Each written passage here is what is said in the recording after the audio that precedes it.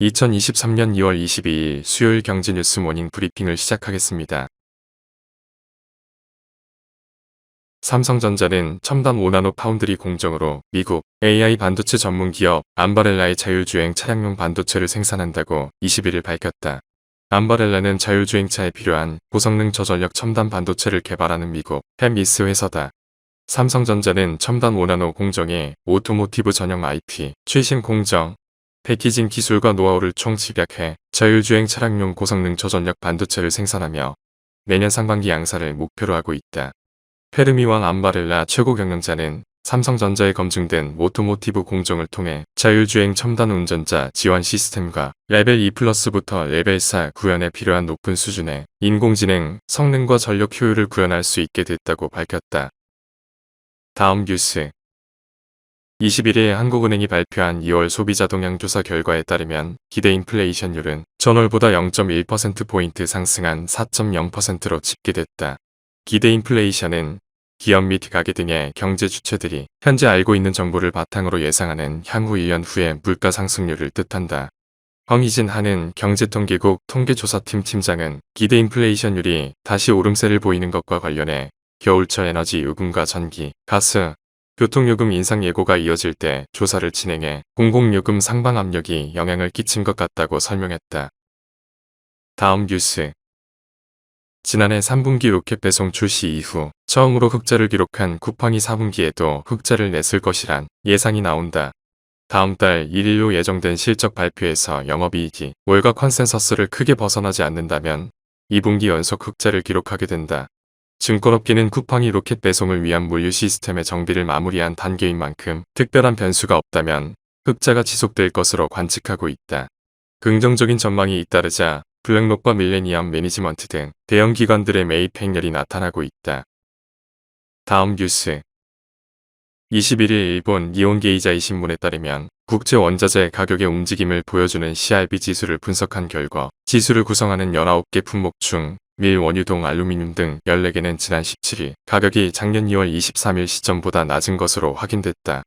니케이는 러시아를 대체할 원자재 공급처가 나오면서 공급 감소에 대한 우려가 줄어들었다고 평가했다. 원유와 가스의 거래, 양상도 우크라이나 전쟁을 계기로 바뀐 것으로 조사됐다. 일본과 독일은 지난해 해상을 통한 러시아산 원유 수입량이 2021년보다 약 60% 줄었다. 반면 중국은 30% 늘었고 인도는 17배로 급증했다. 러시아산 천연가스에 의존했던 유럽은 미국산 가스 수입량을 늘렸다. 다음 뉴스 온라인은 21일 입장 자료를 내고 온라인이 운용 중인 펀드를 통해 SBS의 일부 지분을 투자 중이라며 우호적으로 SBS 경영진에게 기업 가치 제고를 위한 다양한 의견을 개진한 바 있다고 말했다. 다만 온라인 측은 SM 은행주들과는 달리 SBS의 이번 정기주주총회와 관련한 공개주주 캠페인을 진행할 계획은 없다고 강조했다. 앞서 이날 주식시장에서는 온라인에 SBS 지분 보유설이 퍼지며 SBS 주가가 급등했다. 이날 SBS 주가는 전 거래일보다 8.77% 급등한 46,500원으로 마감했다. 다음 뉴스 국제통화기금과 아시아 국가들에게 그런 인플레이션이 잡히지 않으면 계속 금리를 인상해야 할 수 있다고 경고했다. IMF는 인플레이션이 올바른 방향으로 움직이고 있지만 중앙은행들은 경계할 필요가 있다며 근원 인플레이션은 여전히 목표치를 초과하고 있다고 말했다. 다만 IMF는 헤드라인 인플레이션이 작년 하반기에 정점을 찍었다는 고무적인 징후들이 있다며 우리는 금융과 상품의 역풍이 완화되는 가운데 인플레이션이 내년 중에 중앙은행 목표치로 돌아올 것으로 예상한다고 말했다. 다음 뉴스 미국 정부는 1조 2천억 달러 규모의 인프라 투자 계획을 밝힌 바 있다. 여기에 제조 분야에서 중국을 따라잡기 위해 인플레이션 감축법, 반도체법까지 더하면 투자 규모가 1조 6천억 달러까지 늘어난다. 메가 프로젝트가 시행되면서 건설 근로자에 대한 수요가 급증하고 있는 상황이다. 파이낸셜 타임즈에 따르면 미국 건설협회는 올해 50만 명에 달하는 건설 노동자 인력이 부족할 것이라고 추정했다.